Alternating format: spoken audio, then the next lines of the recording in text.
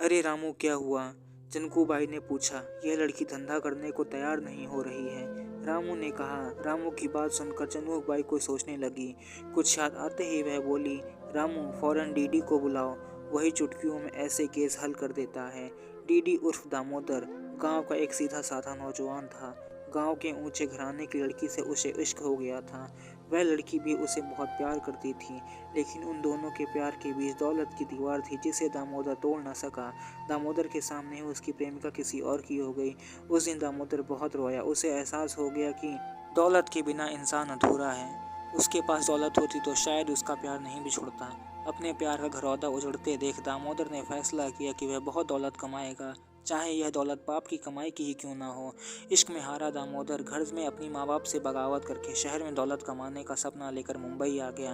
मुंबई में दामोदर बिल्कुल अकेला था। काम की तलाश में वह बहुत भटका, मगर उसे काम नहीं मिला। एक दिन दामोदर की मुलाकात रामू से हो गई।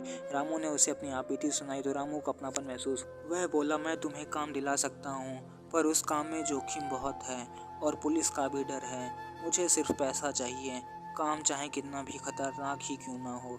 दामोदर की बात सुनकर रामू ने एक बार उसे ऊपर से नीचे तक देखा। वह समझ चुका था कि दामोदर के सिर पर दौलत कमाने का भूत सवार है। इससे कुछ भी काम कराया जा सकता है। रामू दामोदर को लेकर चंकूबाई के कोठे पर पहुंचा। चंकूबाई ने दामोदर से बात की, फिर उसे एक वैन दे दी जिससे वह लड़कियां सप्लाई करने लगा। इस काम में दामोदर को अच्छी खासी रकम मिलती थी। अब रामू व दामोदर एक साथ ही रहने लगे थे। उन दोनों में गहरी दोस्ती भी हो गई थी। कुछ ही दिनों में दामोदर ने अपनी मेहनत से चंकूबाई के दिल में अच्छी खासी जगह बना ली थी। अब चंकूबाई दामोदर को डीडी के नाम से पुकारती थी। डीडी उर्फ दामोदर को चंकूबाई का संदेशा मिला और वह फौरन कोठे पर पहुंचा। रामू ने लड़की के बारे में दामोदर उर्फ डीडी को सब कुछ पहले ही बता दिया था। दामोदर ने दरवाज़ा खोला और कमरे में आया।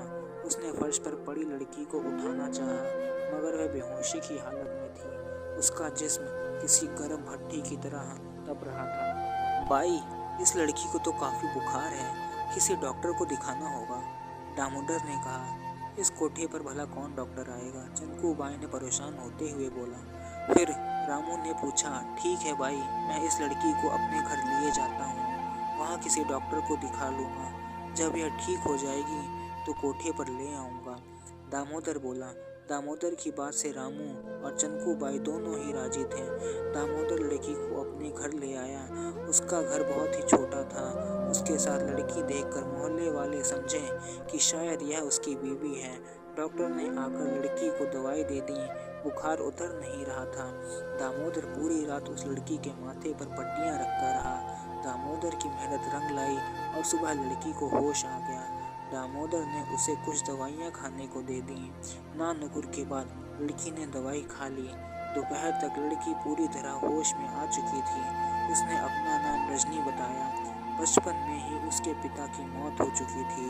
रजनी की माँ ने बेटी को पालने के लिए दूसरी शादी कर ली और शादी के कुछ साल बाद ही रजनी के सौतेले बाप ने उसे तंग करना शुरू कर दिया था। पिता से आजिज होकर रजनी गांव के एक नौजवान को अपना दिल दे बैठी। उस नौजवान ने रजनी को शहर की चमक धमक के सुनहरे सपने दिखाए। वह रजनी को पहला फुसलाकर शहर ले आया और धोखे से कोठे पर बेच दिया था।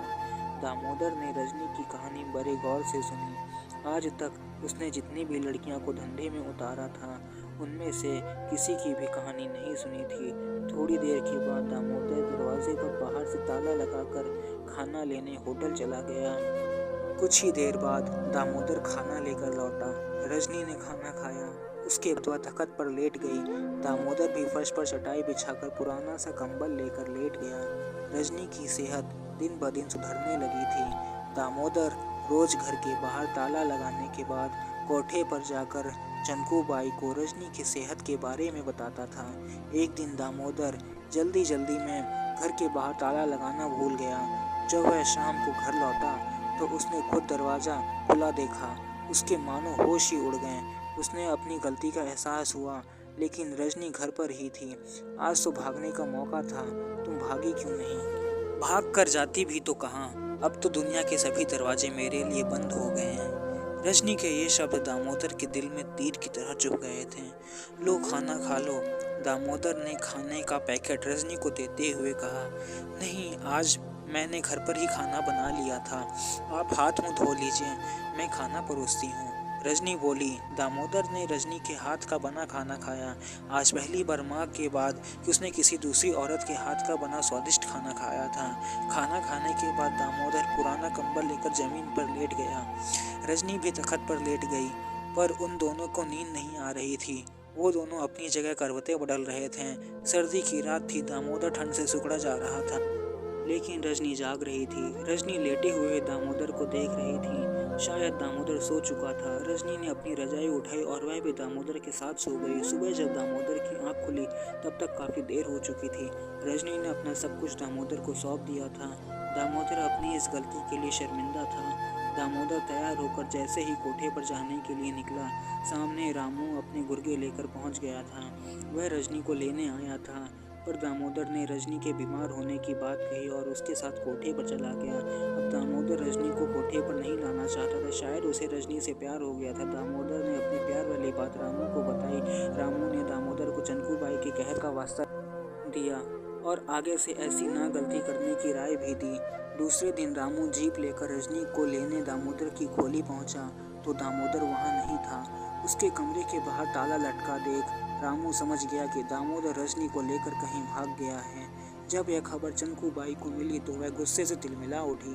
उसने फौरन शहर में अपने गुंडे फैला दिए ताकि दामोदर और रजनी शहर से बाहर ना जा पाएं। अब सारे शहर में चंकू बाई के आदमी घूम रहे थे, पर दामोदर और रजनी का कहीं अता पता नहीं था। रामू भी कुछ आदमियों को लेकर रेलवे स्टेशन पर तलाश कर रहा था। हथियारों से लैस चंकू बाई के आदमी ट्रेन के हर डिब्बे में तलाश कर रहे थे। रामू जैसे ही डब्बे में घुसा, सामने दामोदर और रजनी को देख ठिठक गया। रजनी किसी अमर बेल की तरह दामोदर से चिपक गई थी। रामू को देख वह कांप उठी। दामोदर भी रामू की आंखों में आंखें डालकर देख रहा था। उधर ट्रेन चलने के लिए हॉर्न दे रही थी। रामू, वे इस डब्बे में है क्या? चंकू बाई के आदमी ने चिल्लाकर पूछा। इस डब्बे में कोई नहीं है, चलो कहीं दूसरी जगह ढूंढते हैं। रामू की यह बात सुनकर दामोदर और रजनी की जान में जान आई। रामू ट्रेन से नीचे उतर गया और खिड़की के पास से गुजरते हुए बोला, जाओ मेरे दोस्त, तुम्हें नई जिंदगी मुबारक हो। तुम दोनों हमेशा खुश रहो। इस दलदल से निकलकर एक नई जिंदगी जियो। ट्रेन चल चुकी थी। दामोदर ने खिड़की के बाहर देखा। रामू जीप स्टार्ट करके चंकू बाई के आदमियों के साथ दूर जा चुका था।